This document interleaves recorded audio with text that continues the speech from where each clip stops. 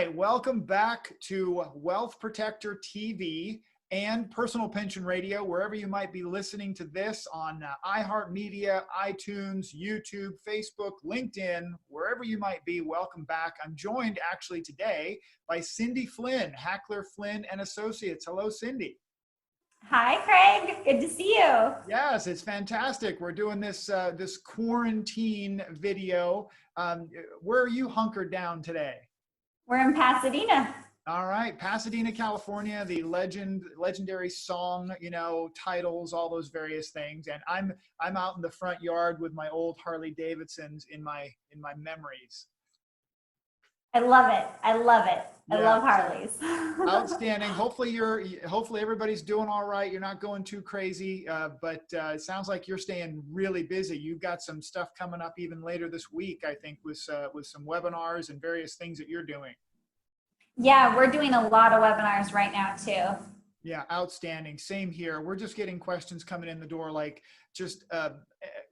crazy, I guess it would be. It's just amazing the amount of activity that we've had. And I'm sure that in your firm that you're seeing the same thing. With this coronavirus and everything, I thought it was extremely important to get as many perspectives as we can for business owners, and what other business owners are going through and what attorneys who specialize in your world, for example, are going through to help their clients. So maybe what we could do to start is to give a little introduction on what you do, what your firm does, and then I've got a few questions to throw your way.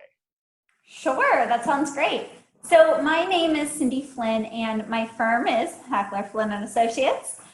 We focus all on employment defense, where we are representing business owners only in a wide variety of things, everything from advice to counsel to class action litigation defense. Oh. And so everything on the litigation side and on the transactional side.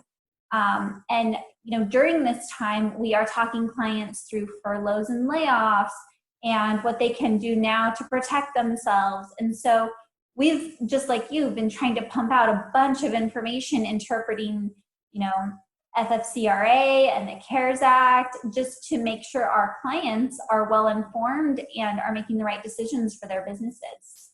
Yeah, that's it. That's actually, when you say that, it's just a great reminder that every time we have any situation like this, it just adds another series of acronyms that we all get to juggle, right? All the various lists, the book of letters in Washington just keeps getting thicker and thicker. As you've gone through this now for the last several weeks and weeks of this COVID-19 crisis, mm-hmm. What are you seeing in your practice that has changed? I mean, kind of give me a feedback on that. I'm just curious. Yeah, so our firm is pretty much set up, has always been set up to where all of the employees in-house have worked from home or had the ability to work from home. So nothing has changed internally in that sense, but what has changed is the type of information we're giving clients. The economy was doing so well, so over the last several years, we focused on hiring and webinars on how to hire correctly and protect yourself and things that you want to make sure you're having your employees sign, like class action waivers and arbitration agreements. And now it's all been focused on layoffs and sick leave and vacation time and furloughing and unemployment. And so the subject matter that we're advising clients on has changed. And then also, the courts are closed. Yeah, a lot of the courts are, from a legal perspective, yeah, actually have the primary repository of all your activity closed. Right. And I owe jury duty, so I'm okay with that. But yeah, in fact, I think there's an important piece that you brought up here, and I talk about this on my podcast a number of times over the years. It's this idea of evolving the way you work and being prepared for things like this. And I've always loved that about your practice, that when you started your practice, you started with this foundation of being okay with working remote and working mm-hmm. virtual. you've got a great team. And so this transition must not have been that difficult on your side. So that's great. Yeah, yeah. Like internally, it's been flawless, truly. That's perfect. We have a staff of 10, and so everyone's been able to adapt exceedingly well. So question that comes to mind is, what are the types of actual inquiries, the questions that you're getting now coming your way, right? We know the content you've been putting out, but what's on the mind of business owners, your clients who are calling in and saying, Well, so many businesses had to shut their doors so quickly. And so they didn't, if they were non-essential, of course, and then some essential ones didn't know that they were essential because they were part of the supply chain. So they shut their businesses down, and then they want to reopen, and they don't know if they did terminations.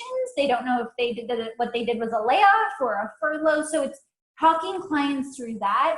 And then also what's come up in the last week is, for businesses who did shut down, their employees are now on unemployment, but they want to bring them back, right? But the employees don't necessarily want to come back because they're making more on unemployment right now due to, the federal incentive of giving everyone the $600 in addition per week. So It's like this whole balancing act that we're doing right now of to bring people in, but to keep company culture up and talking clients through that. So that's the biggest thing we're doing this week.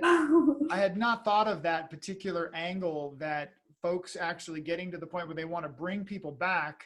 And then now you're not fighting with someone else who is let's say a headhunter trying to get your best people. Right. You've got the unemployment administration giving them an extra $600 a week, and you've either got to give them oh my gosh, that's amazing. Yeah. So here's a question though. What are the mistakes, right? The pitfalls that you're seeing, that you're really cautioning your clients to beware of, right? The mistakes that you don't want your clients to make. What are you seeing out there? What are your top key items?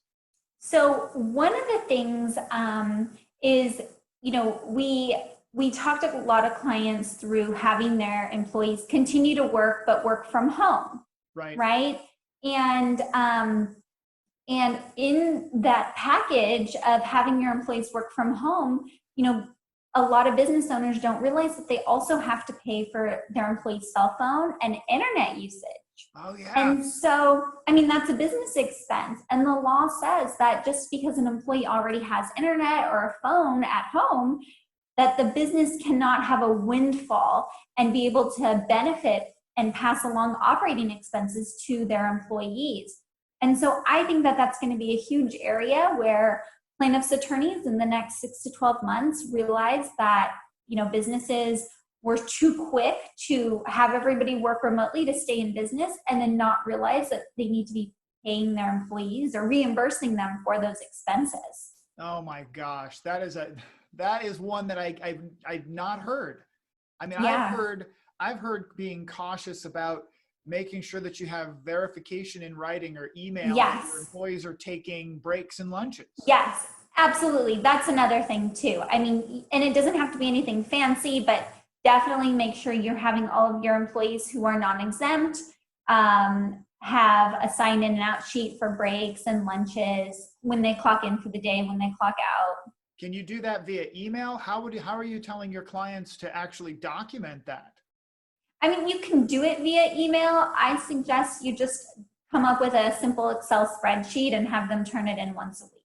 Oh, keep it simple. It doesn't need to be fancy, but just something so that if they say, oh, well, I was responding to emails at 11 o'clock at night from you, and then I was doing all this off the clock work, that you're not hit with something later on.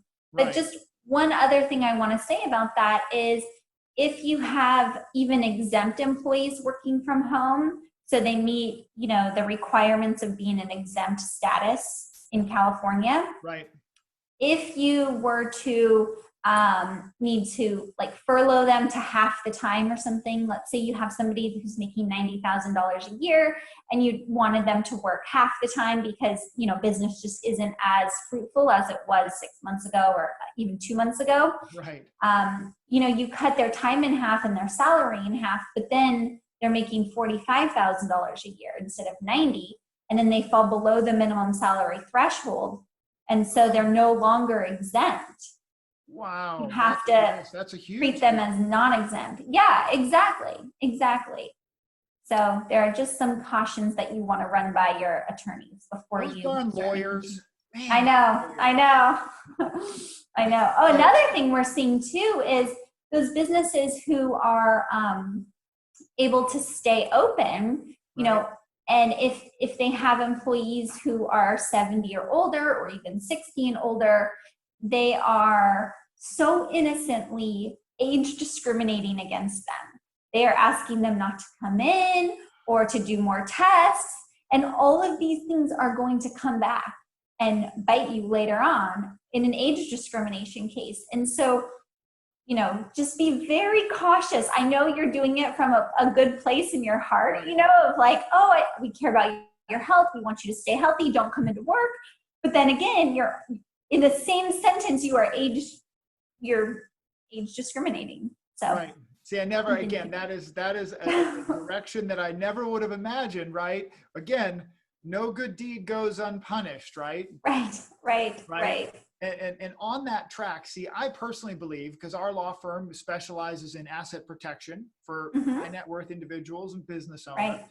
I personally believe, and we as a firm believe, that litigation, civil litigation, being sued by that person at the grocery store that, you bumped into their car or bumped into them, those types of, we could call them petty lawsuits, they're going to be coming in droves and just exponential increases on the personal liability claims. How do you think things are going to turn out for litigation in the future for business owners? I think it's going to increase. Honestly, I think in the next 6 to 12 months, assuming you make it through COVID and the pandemic, just like internally, you will be sued by one of your current or former employees at some point. Craig, I had 5 clients come to me in the last 30 days with employees they have let go of who have hired a lawyer and who have sent them a demand letter. 5 Really? Already. I mean, this is brand new. Somebody got hit with a demand letter within 24 hours, somebody else within 3 days, somebody else within 5 days. Wow. So it's just going to continue to increase, and we need to do everything we can to protect our clients who are business owners just trying to make it, make it through this. No, that's incredible. And I guess on that note, I want people to be able to reach out and connect with you. Now, this is going to go out on YouTube, on the grand interweb, LinkedIn, Facebook, etc. But how would people contact you and your team? What's the best way to get in touch if they have questions about reviewing their own preparedness for post-COVID, if you will? Yeah. So our website is hacklerflynnlaw.com. Anyone can email me on any of the things I talked about today. I'm happy to respond back to them, give them any advice. My email address is Cindy, CINDY, @hacklerflynnlaw.com. And that's probably the best way to contact me because I do a lot of webinars and during the day. And so I usually respond to emails like in between. It's a lot quicker than a phone call sometimes. No, that's perfect, Cindy. We'll put that we'll actually have that flash across the screen. We'll have connections made in our LinkedIn and Facebook and our YouTube, etc. Thank you for taking the time. I know you've been crazy busy at this time, and I really do appreciate it. I'm sure we'll probably do this again as things evolve. Yeah, I'd love to come back anytime. Thanks so much, Craig, for having me. Take Always care. a pleasure. Bye. Bye.